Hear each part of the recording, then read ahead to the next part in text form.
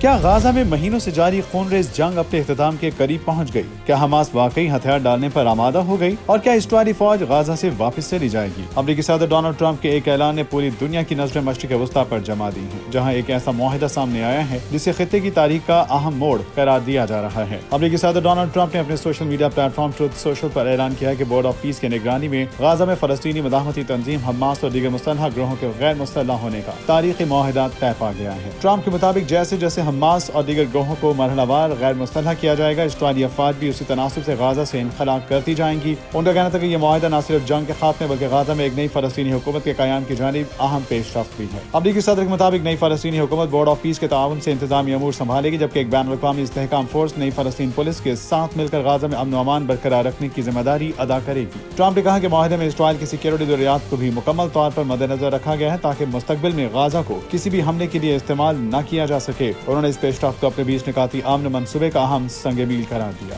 Trump نے اپنے بیان میں یہ بھی کہا کہ 7 اکتوبر جیسے واقعات کو دوبارہ جنم لینے کی اجازت نہیں دی جائے گی اور غازہ کو بالآخر ایسی فلسطینی حکومت کے حوالے کیا جائے گا جو اپنے عوام کی خدمت کرے گی۔ امریکی صدر نے مصر، قطر اور ترکیہ کی سفارتی کوششوں کو سراہتے ہوئے کہا کہ ان ممالک ثالثین معاہدے کو ممکن بنانے میں کلیدی کردار ادا کیا، جبکہ مذاکراتی ٹیم کی خدمات کو بھی خراج تحسین پیش کیا گیا۔ دوسری جانب حماس نے بھی معاہدے کی تصدیق کرتے ہوئے کہا کہ ہتھیاروں کے معاملے اور اسرائیلی فوج کے مرحلہ وار انخلا پر اتفاق ہو گیا ہے۔ حماس نے زور دیا ہے کہ ثالث ممالک کو بورڈ آف پیس اس امر کو یقینی بنائے کہ اسرائیل بھی معاہدے کے تمام شقوں پر مکمل عمل درآمد کرے۔ اگر اس معاہدے پر اس کی تمام شقوں کے مطابق عمل درآمد ہوتا ہے تو یہ صرف جنگ بندی نہیں بلکہ غازہ کے سیاسی اور سیکیورٹی نظام میں ایک بڑی تبدیلی ثابت ہو سکتا ہے۔ تاہم اس معاہدے کی کامیابی کا انحصار کئی اہم عوامل پر ہوگا، جن میں اسرائیل کی جانب سے مرحلہ وار انخلا، حماس کے غیر مسلح ہونے کے عملی اقدامات، بین الاقوامی نگرانی اور نئی فلسطینی حکومت کے قیام کا طریقہ کار شامل ہیں۔ ناقدین کا کہنا ہے کہ ایسے معاہدوں کی کامیابی صرف اعلانات سے نہیں بلکہ زمینی حقائق اور تمام فریقوں کی عملی پابندی سے مشروط ہوتی ہے۔ اگر کسی بھی فریق نے معاہدے کی خلاف ورزی کی تو یہ پیش رفت دوبارہ کشیدگی میں تبدیل ہو سکتی ہے۔ غازہ میں واقعی امن کا سورج طلوع ہونے والا ہے یا یہ بھی ماضی کے کئی معاہدوں کی طرح ایک اور نامکمل وعدہ ثابت ہوگا؟ اس سوال کا جواب آنے والے دنوں میں معاہدے پر ہونے والے عملی اقدامات سے سامنے آئے گا، کیونکہ پوری دنیا کی نظریں اب غازہ پر مرکوز ہیں۔